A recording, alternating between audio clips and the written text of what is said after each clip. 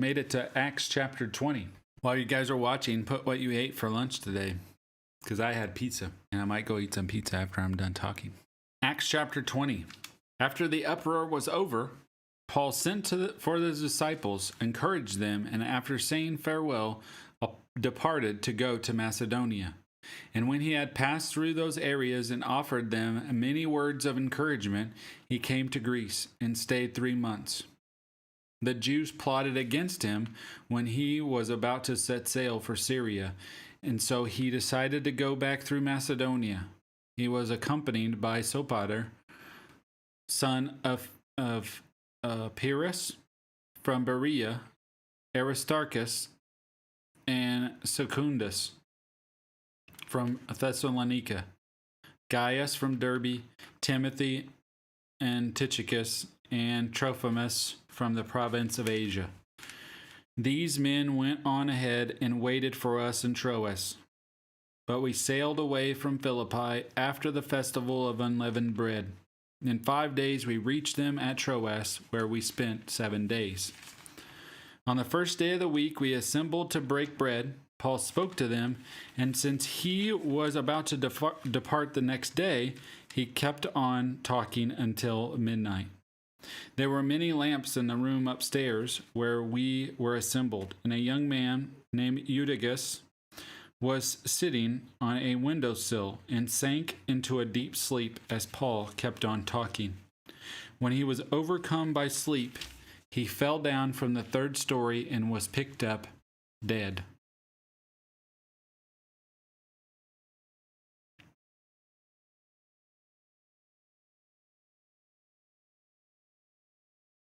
Bro fell asleep and fell out the window of the 3rd story house and died.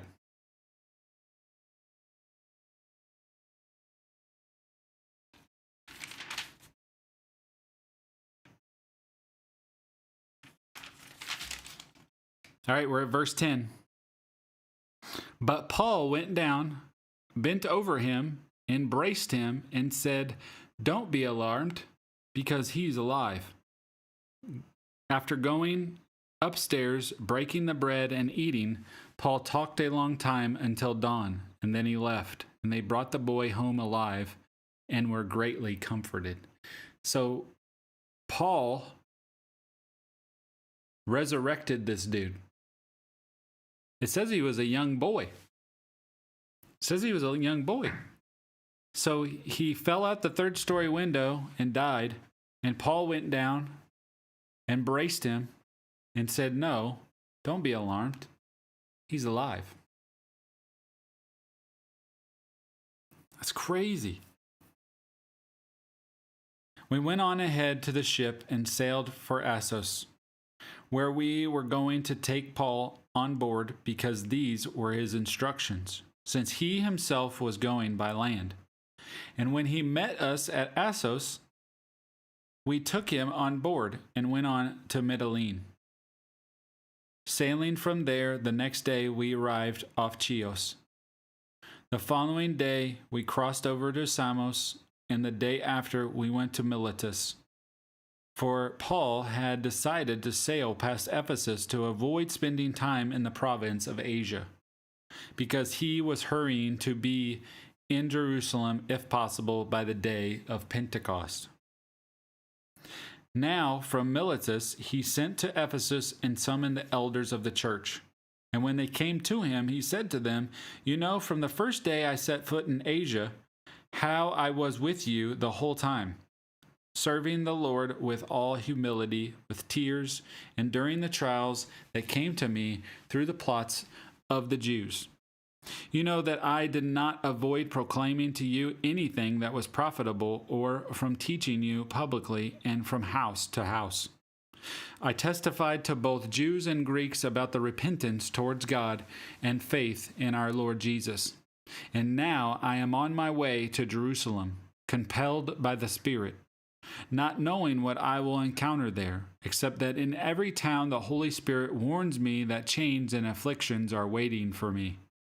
But I consider my life of no value to myself.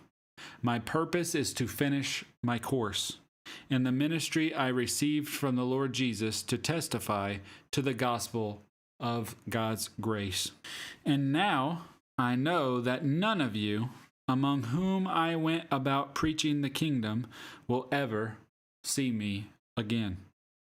Therefore, I declare to you this day that I am innocent of the blood of all of you, because I did not avoid declaring to you the whole plan of God.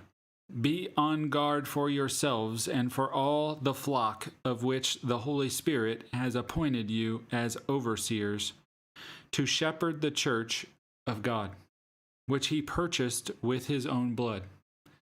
I know that after my departure, savage wolves will come in among you, not sparing the flock. Men will rise up even from our own number and distort the truth to lure the disciples into following them. Therefore, be on alert, remembering that day and night for 3 years I never stopped warning each one of you with tears. And now I commit you to God and to the word of his grace, which is able to build you up and to give you an inheritance among all who are sanctified. I have not coveted anyone's silver or gold or clothing. You yourselves know that I worked with my own hands to support myself and those who are with me. In every way, I've shown you that it is necessary to help the weak by laboring like this and to remember the words of the Lord Jesus, because he said, "It is more blessed to give than to receive." After he said this, he knelt down and prayed with all of them. There were many tears shed by everyone.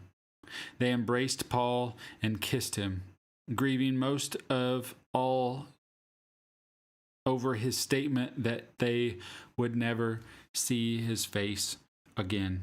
And they accompanied him to the ship. Going back to verse 22, I wanted to read it again because I think it's important. And it says, "Now I am on my way to Jerusalem, compelled by the Spirit." And he says, after that, he says, "Not knowing what I will encounter there."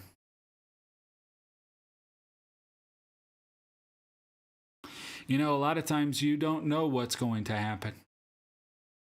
You don't know what high school is going to be like. You don't know what this next job's going to be like. You don't know what this next middle school grade is going to be like. You don't know what this doctor's appointment's going to be.